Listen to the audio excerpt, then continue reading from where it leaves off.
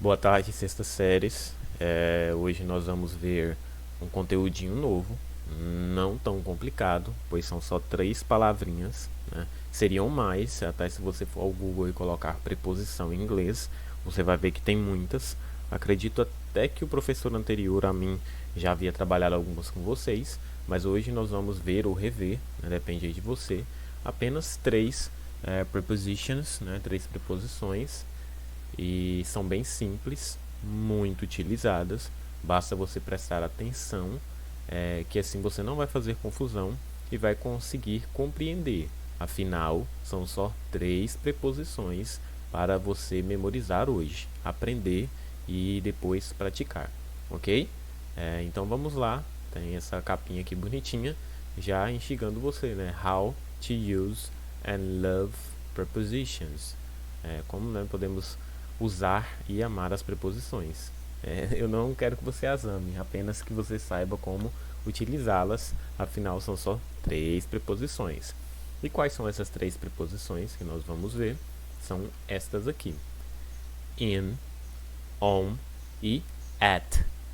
Mais uma vez, como eu sempre falo, é sempre legal que você repita aí, por isso que eu foco tanto na pronúncia aqui. Afinal, não tem como eu ficar corrigindo sua pronúncia aí, como se estivéssemos na sala de aula.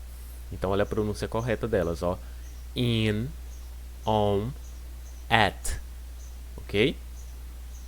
Então, são só estas três preposições aqui que nós vamos ver hoje e que você vai aprender. O que é uma preposição antes de mais nada? A preposição, olha só o que acontece. Assim como na língua portuguesa, né, a língua que você fala, a língua que você domina, também tem preposições, né? As preposições em inglês também são utilizadas para ligar elementos da frase.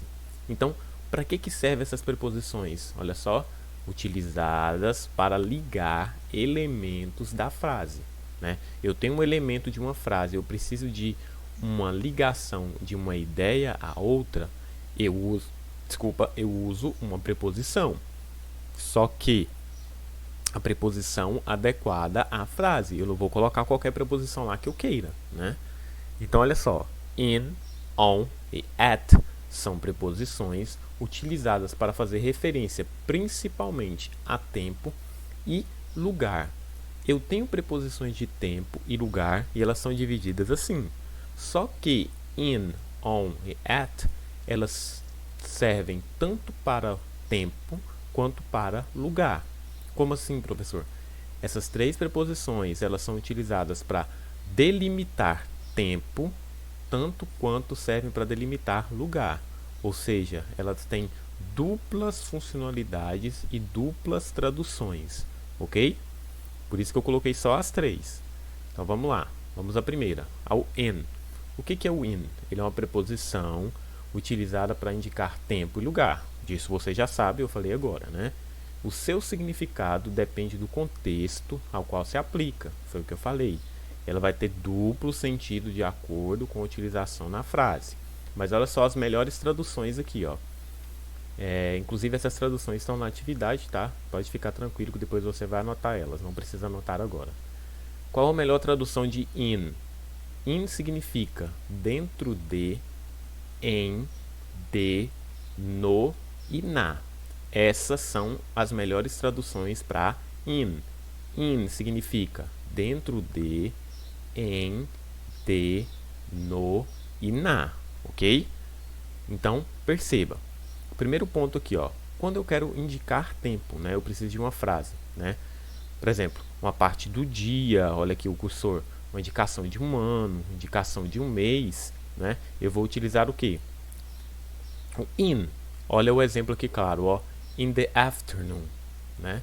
De tarde, né? Por exemplo, você fala, coleguinha, você vai lá em casa de tarde, né? In the afternoon, de tarde, né? Conforme a tradução. Quando você indica um tempo, olha só, in 1999, né? Em 1999. Eu utilizei in, ó, de acordo com a tradução dela, né? Quando eu quero indicar um mês também, né? São regrinhas muito válidas, ó. Quando eu quero indicar um mês, em June, né? Em junho, também eu utilizo o in. Isso com relação ao tempo, né? Você viu que tudo aqui, ó, refere-se a tempo. Só que ela também é aplicada a lugar. Quando eu aplico ela a lugar, eu vou usar ela quando eu falo, ó, de locais maiores, cidades, países, estados, parte de uma casa, enfim. Por exemplo, olha aqui, ó, quando eu uso, né, aplicando uma cidade, né? Em Rio de Janeiro, no Rio de Janeiro, né? Ó, a tradução aqui, ó. No Rio de Janeiro, em Rio de Janeiro, correto? Por exemplo, você foi ao Brasil, né, em Brasil, né? No Brasil. Se você está falando do Goiás, onde você mora? I live in Goiás. Eu moro em Goiás, né? Então, ela é utilizada também para dar indicação de lugar.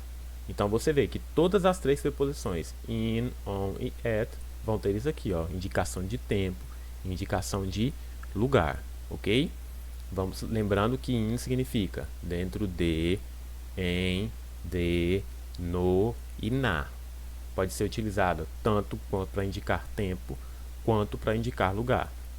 Continuando, a segunda preposição que nós temos aí é o on, né? On é uma preposição utilizada para fazer referência a datas, dias específicos, a superfície de locais, tá? Ela também é muito comum. O que ela significa principalmente? Ó, o exemplo aqui, ó, da tradução. Significa sobre, em cima, acima de, em, no e na. Você percebe que também a preposição anterior também significa no e na, né? Só que tem as regrinhas aqui de utilização dela. O mesmo é válido para o on. Significa sobre, em cima de, acima de, em, no e na. Só que aí eu tenho aqui, ó, para que eu vou usar ela, ó? Indicação de tempo, para uma data específica e para dia específico, correto? Por exemplo, on October 6, no dia 6 de outubro, para um dia específico, on Mondays, às segundas-feiras. Quando você vai para a escola, on Mondays, às segundas-feiras, né? E eu uso ela também para indicação de lugar, né? Olha só, quando eu quero me referir a alguma coisa, né? Por exemplo, the fruits are on the table. The fruits are on the table.